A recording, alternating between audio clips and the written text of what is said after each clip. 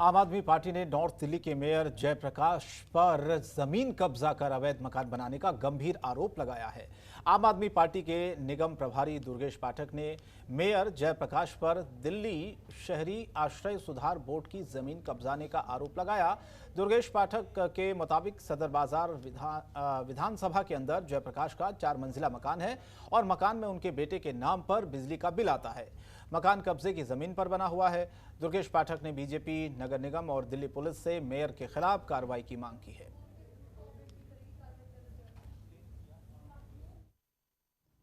ड्यूसुप की जमीन पे उन्होंने कब्जा किया। ड्यूसुप की जमीन को उन्होंने बनाना शुरू किया। ड्यूसुप की जमीन जब उन्होंने बनाना शुरू किया तो पुलिस एसएचओ ने उनके खिलाफ कंप्लेन की। उसके बाद ड्यूसुप ने उनको 3 बार लिखा कि हमारी जमीन है। जब उन्हें लगा कि वो फंस जाएंगे तो उन्होंने किसी से पकड़ के रेंट कर लिया, रेंट पे ले लिया। रेंट पे वो भी जब लेते समय गलती कर गए, लिया सेकंड एंड थर्ड, जल्दबाजी में फर्स्ट फ्लोर का रेंट दे के आ गए, तो काफ़ी गड़बड़ हो गया उनकी तरफ से। फिलहाल मेयर साहब को मैंने देखा, सुना उनको कल, तो मुझे नहीं लगता कि वो उसे कोई कहता भी नहीं कि मैंने गलत किया है। तो मेरा तो अब प्रश्न भारतीय जनता पार्टी के अध्यक्ष से है, आदेश गुप्ता जी से है। मुझे बताया गया कि उनके यहाँ संगठन का काम श्री सिद्धार्थन जी देखते हैं। तो मेरा प्रश्न अब ये भारतीय जनता पार्टी के दोनों लीडर से है कि अब इस डॉक्यूमेंट्स पे आपको क्या कहना है।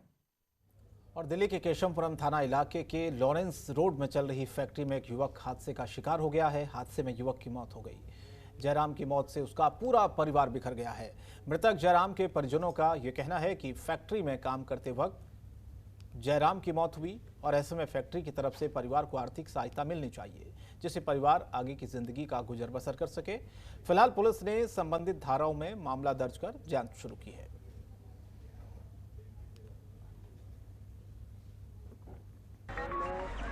जा रहा था काम पे, झंडे वाली मंदिर पे। वहाँ मेरा काम लगा हुआ था। मैं रिक्शा चलाता हूँ, रिक्शा लेके नहीं स्कूटी से जा रहा था काम पे। तो मेरे को रास्ते में फ़ोन आया कि क्या बोलते हैं जयराम का जो है चोट लग गई है। तो मैं वहाँ से आया, यहाँ कंपनी गया तो वहाँ पता लगा कि मालिक लेके लड़के को गया अस्पताल। अच्छा, मालिक के पास फ़ोन किया तो मालिक का बोला कि भैया मैं अभी जा रहा हूँ अस्पताल लेके, जब इसको एडमिट करा दूँगा, जब ज़रूरत पड़ेगी तब मैं आपको फ़ोन करके बुलाऊँगा। जयराम के साथ ये हुआ था कि जैसे वो अपना मशीन चला रहा है जी, मशीन चला रहा हूँ, सफाई वफाई करने के बाद उनमें 2 बटन होती है। 2 बटन के एक पाइप वाली बटन की जो वो दबाने की जगह से वो दबा दिया दूसरा बटन, उसको खींच लिया। मैं अपना पैकिंग का काम कर रहा था, मेरा काम है पैकिंग का। मेरे को किसी लड़के ने आवाज़ मारा, मैं दौड़ के गया, उसका पैर वूर फंसा हुआ था, उसको बाहर निकाले। बाहर निकालने के बाद पानी का छींटे मारे, होश आया। उसके बाद फिर सोफे पे लेटाए, सोफे पे लेटाने के बाद फिर बेहोश हो गया। फिर उसको पानी उनी डाले, फिर होश में आया, आँख उसने खोला।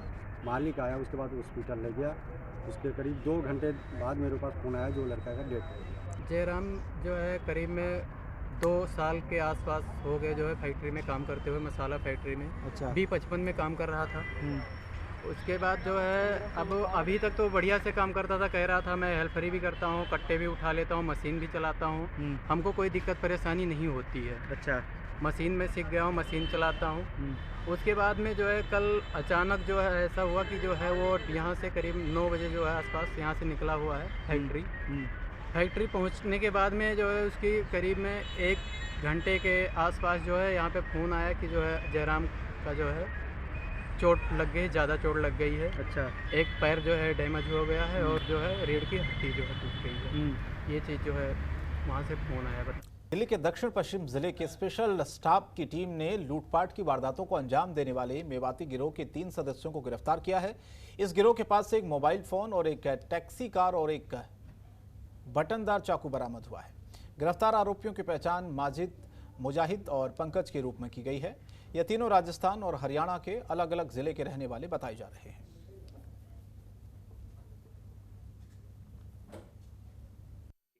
407 रात में उसको छीन के ले गए हैं 3 अपराधी, और उसी आधार पे हम लोगों ने एफआईआर दर्ज करी 46/2021।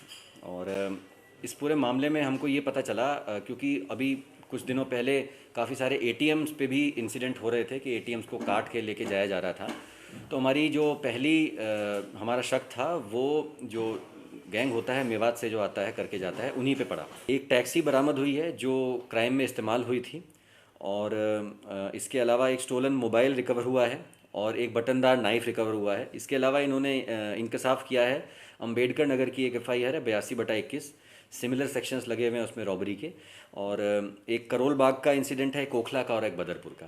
अभी तक ट्रक का रिकवर होना नहीं हो पाया रिकवर, वो बहुत ज़रूरी है। हम लोग उसमें लगे हुए हैं तौफीक को पकड़ने के लिए, तो जैसे ही तौफीक मिलता है आपको बताएंगे आगे। और सेंट्रल दिल्ली के करोल बाग थाना दिल्ली में एक अलग ही पहचान बनाए हुए हैं।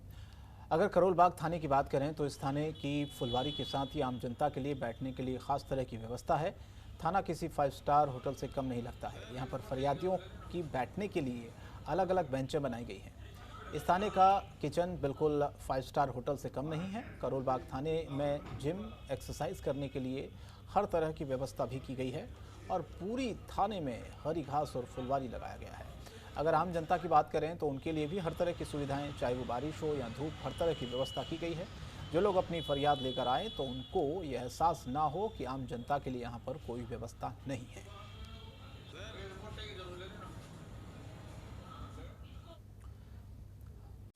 खबरों के निष्पक्ष विश्लेषण के लिए सब्सक्राइब करें Jantantra TV and press the bell icon. Never miss any update.